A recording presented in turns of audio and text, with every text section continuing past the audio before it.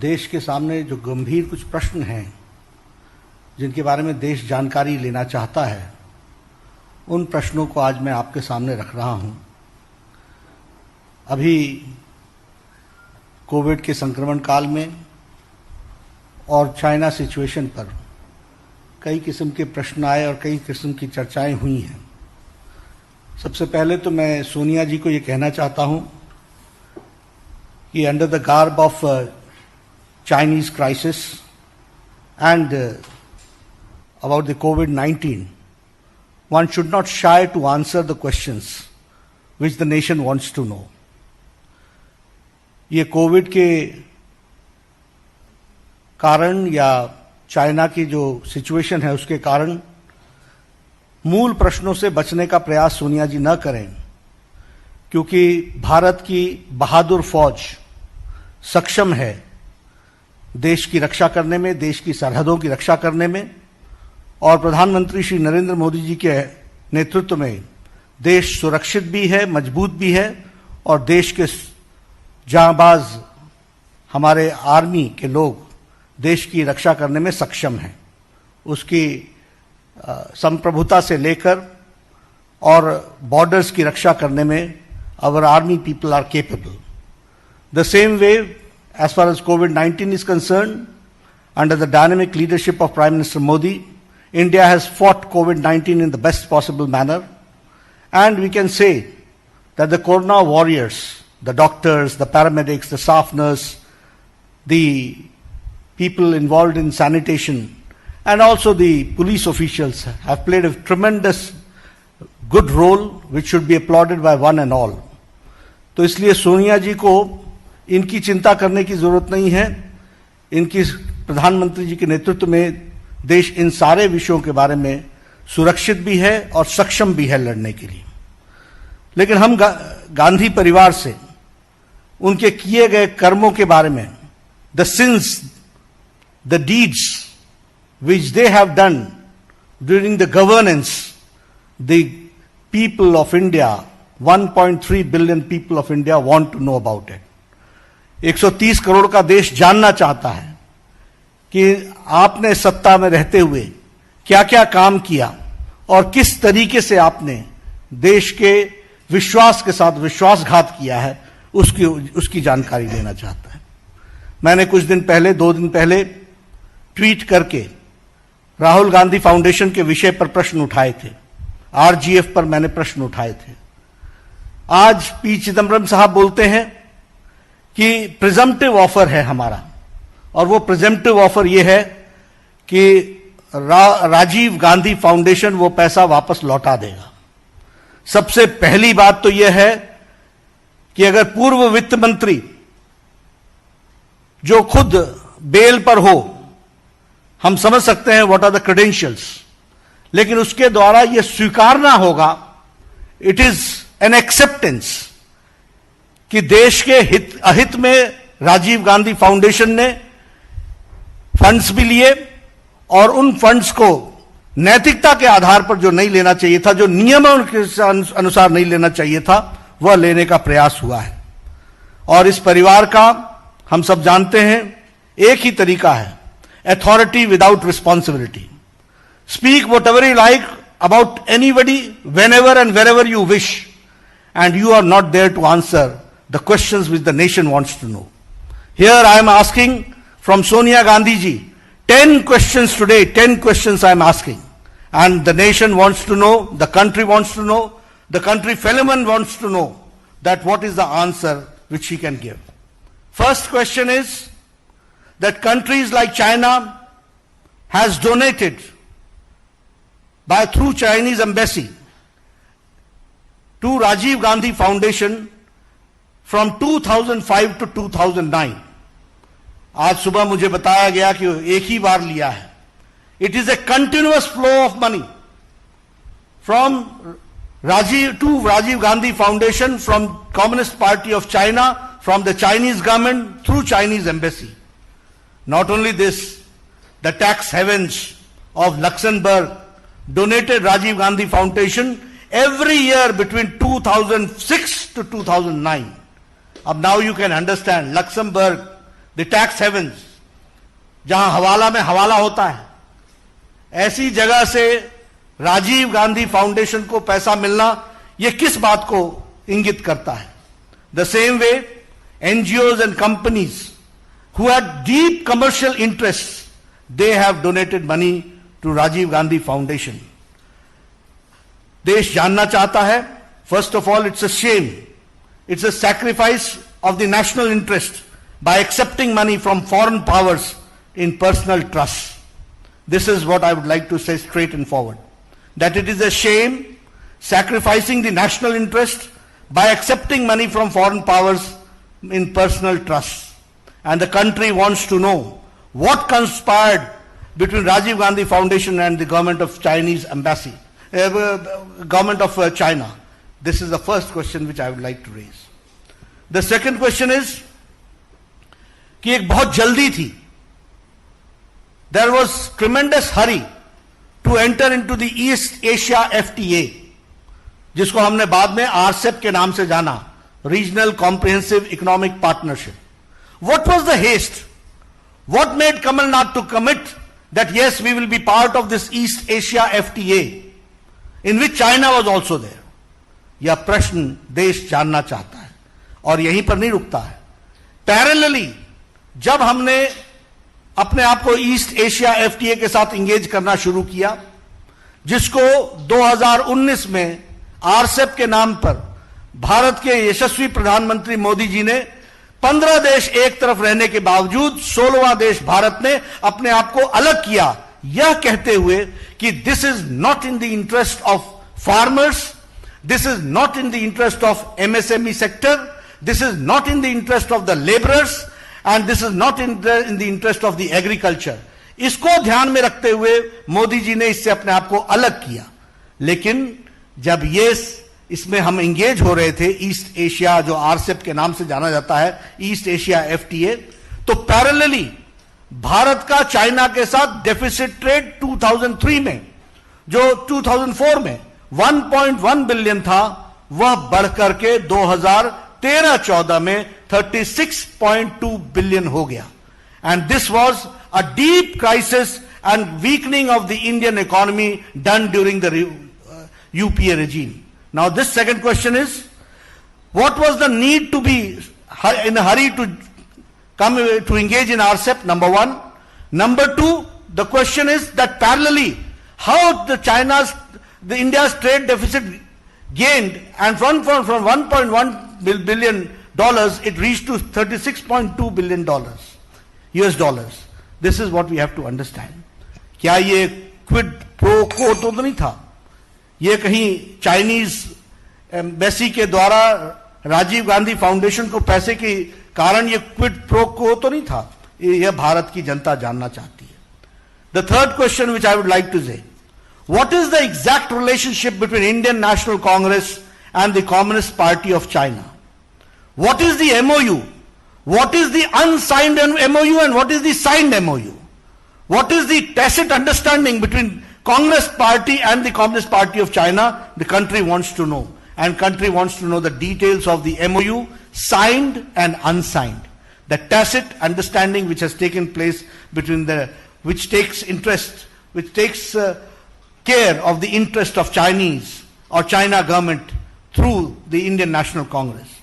My fourth question is that the Rajiv Gandhi Foundation, RGF, worked in close association with China Association for Internationally Friendly Contact. Rajiv Gandhi foundation RGF ने बहुत closely, बहुत नजदीकी से काम किया Chinese association for internationally friendly contact. और ये जो संगठन है China association for internationally friendly contact, this is a vehicle used by Central Military Commission of China. This is a vehicle used for Central Military Commission of China, which the purpose of this commission is to infiltrate, to influence the voices of the leaders of the other countries. Now I would like to know, what was the role of Rajiv Gandhi Foundation with the friendly contact of China Association of Indian Internationally Friendly. And what was the relationship between Central Military Commission of China, which was trying to infiltrate and influence the policymakers of our country and trying to influence their voices, इसके बारे में हम जानना चाहते हैं। और इसके साथ साथ हम यह भी जानना चाहते हैं कि how much influence and infiltration was done by Chinese government through this Rajiv Gandhi Foundation. So this is my fourth question. Now I come to the fifth question. I have asked 4 questions about the involvement of Chinese government with Rajiv Gandhi Foundation. Now the fifth question is related to the PM National Relief Fund.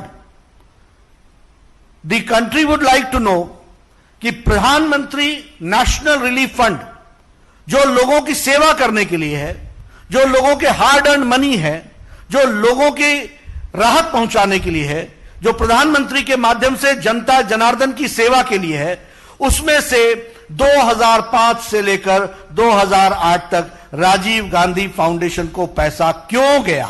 Why the money was diverted from PM National Relief Fund from 2005 to 2008 to Rajiv Gandhi Foundation? This is the question which the country and my country fellow men wants to know.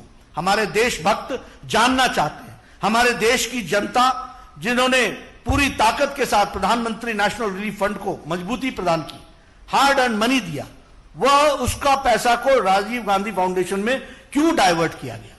I would also like to know that UPA government में it was forced for multiple ministries like MHA, MHRD, Health Ministry, PSUs like SAIL, like GAIL, like SBI, ONGC, इनको RGF को fund release करने के लिए force किया गया।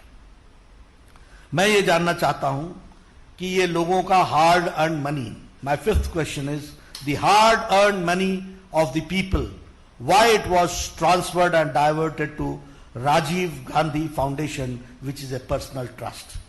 What intention was there? इसमें intent क्या था? यह देश की जनता जानना चाहती है। कारण क्या था? किस लिए दिया गया? यह सरकार, मनमोहन सिंह की सरकार, यह राजीव गांधी फाउंडेशन की सेवा के लिए लगी हुई थी या गरीब जनता की सेवा के लिए लगी हुई थी? सोनिया गांधी जी के इंटरेस्ट को वॉच करने के लिए लगी थी या गरीब जनता की सेवा के लिए लगी थी? यह विषय हमको जानने की जरूरत है और यह देश भी जानना चाहता है। Rajiv Gandhi foundation took hefty donations from major Indian corporates और लोगों के लिए गरीबी का नारा लगाते रहे। The rhetoric was about poor people, गरीबी के बारे में बोलते रहे, लेकिन कॉर्पोरेट्स के साथ बड़े डोनेशंस लिए गए और बड़े डोनेशंस के जगह पर हेफ्टी कॉन्ट्रैक्ट्स दिए गए और यह था क्विड प्रो को। इसको कहते हैं क्विड प्रो को। एक तरफ से पैसे लिए गए और उसी माध्यम से, उनके इन्फ्लुएंस से हेफ्टी डोनेशंस भी लिए गए और हेफ्टी कॉन्ट्रैक्ट्स भी दिए गए। यह मेरा छठा प्रश्न है। मेरा सातवां प्रश्न है कि प्रधानमंत्री नेशनल रिलीफ फंड का ऑडिटर कौन है? Who is the auditor of PM national relief fund? The auditor was Thakur, Vaidyanathon and Iyer Company. This was founded by Mr. Rameshwar Thakur, who happened to be the Minister of Finance, State Minister, Union State Minister of Finance. अब आप देखिए national interest कैसे compromise होते हैं। And he was MP of Rajya Sabha for 2 terms and he was governor of 4 states. 4 states का वो governor था। तो ऐसे Rameshwar Thakur his company was the auditor of PM National Relief Fund for decades together. Country wants to know कि ऐसे लोगों को इस तरीके का कॉन्ट्रैक्ट देकर के क्या सरकार करना चाह रही थी? और आपको यह भी मालूम होना चाहिए कि पीएम नेशनल रिलीफ फंड में एक ट्रस्टी इंडियन नेशनल कांग्रेस का प्रेसिडेंट भी है। इसलिए मैंने कल आरोप लगाया था कि पीएम नेशनल रिलीफ फंड का ट्रस्टी सोनिया गांधी, राजीव गांधी फाउंडेशन का की चेयरपर्सन सोनिया गांधी, खुद पैसा निकालो और खुद अपने ट्रस्ट में डालो। Nation wants to know, country wants to know, ये मैं आपको बताना चाहता हूं, देश के लोग जानना चाहते हैं। राजीव गांधी फाउंडेशन को आज 2019 में 100 करोड़ का corpus as on evaluated on 2019। मैं जानना चाहता हूं कि राजीव गांधी फाउंडेशन को जवाहर भवन के नाम पर वह जमीन करोड़ों की परपेचुअल लीज पर कैसे दी गई? Why was it given and why was it selected only to be given at such a costly place on a perpetual lease? यह भी देश जानना चाहता है। डॉक्टर मनमोहन सिंह ने 100 करोड़ रुपए इनको 1991 के बजट में दिया। उसके बाद कंटिन्यूअस मिनिस्ट्रीज ने, वेरियस मिनिस्ट्रीज ने इनकी फंडिंग की, PSUs ने फंडिंग की। But now the people of India wants to know that why the accounts of Rajiv Gandhi Foundation refused for the CAG auditing. क्यों auditing नहीं हुई? Why it was refused? Why RTI was not applicable in Rajiv Gandhi Foundation? ये इनके अधिनायकवाद का, ये इनका अहंकार का सूचक है। ये कुछ भी कर गुजरेंगे, नियम को धत्ता दिखाएंगे, कानून को धत्ता दिखाएंगे, लेकिन उसके बावजूद भी जो मर्जी होगी वो करेंगे। और आज हम ये जानते हैं कि यह न इसकी CAG ऑडिटिंग है और न ही ये RTI के अंदर आता है। ये क्या कारण है? कंट्री वांट्स टू नो, ये मैं आपके सामने बोलना चाहता हूं। और मैं डॉक्टर मनमोहन सिंह से कहूंगा कि what is Sonia Gandhi to hide, number 1, and number 2, Manmohan Singh ji, what have you to say on this monumental loot and the organized plunder of public money? What has Manmohan Singh to say about this monumental loot and about the plunder of the public money? Now my 9th question is, Rajiv Gandhi Foundation not only took money and there were scams, but it also gave donations, dodgy donations. पैसा तो लिया ही लिया, देने का भी काम किया, और वो देने का काम डॉजी तरीके से किया गया। I would like to know कि राजीव गांधी फाउंडेशन ने इन डोनेट ने कैसे डोनेट किया राजीव गांधी चैरिटेबल ट्रस्ट को, जो कंट्रोल्ड होती है बाय फैमिली, परिवार के द्वारा चलती है, on by Christian missionary organisation known as World Vision. अब आप देखिए, पब्लिक मनी को ट्रस्ट में लाओ, ट्रस्ट से प्राइवेट ट्रस्ट में ट्रांसफर करो, और प्राइवेट ट्रस्ट में ट्रांसफर करके उसको अपने निजी स्वार्थों के लिए इस्तेमाल करो। यह काम पकड़ा, और ऑडिट मत कराओ, RTI ना पूछने दो। यह 21वीं शताब्दी के भारत में चल रहा था, यह इस तरीके की गतिविधि चलती रही। Now my 10th and the last question is, आपने बड़ा हल्ला किया, बहुत हल्ला किया मोहिल चोकसी के बारे में। गले फाड़ फाड़ कर मोहिल चोकसी की बात की आपने, जोर जोर से बात की। और ये जो हमारे शहंशाह है, शाही शहंशाह, इन्होंने भद्दे शब्दों का इस्तेमाल करते हुए शब्दों की भी गरिमा नहीं रखी। मैंने उस दिन भी कहा था कि शब्दों के चयन से परिवार के संस्कार का पता चलता है। We come to know about the tradition, about the families tradition, but which type of language they use for honourable prime minister we all know. कैसे शब्द इस्तेमाल किए। लेकिन मैं यहां, मेरा अंतिम प्रश्न, 10वां प्रश्न है कि मोहिल चौकसी से आपने राजीव गांधी फाउंडेशन में पैसा क्यों लिया, और आपने मोहिल चौकसी को लोन क्यों दिया, और यह सब करने के बाद बदनाम करने के लिए हमारे यशस्वी प्रधानमंत्री पर आरोप लगाते हो। देश जानना चाहता है कि मोहिल चौकसी से राजीव गांधी फाउंडेशन का क्या संबंध है, और आपने उसको लोन देने में किस किस प्रकार से मदद की है, यह देश जानना चाहता है। मित्रों, यह हाथी के दांत दिखाने के और हैं और खाने के और हैं। यह राजनीति लंबे समय तक आरोपित करके जिस तरीके से इन्होंने की है, भारत की जनता जाग चुकी है। मोदी जी के नेतृत्व में राजनीति की संस्कृति बदल चुकी है। Congress and corruption are synonym to each other.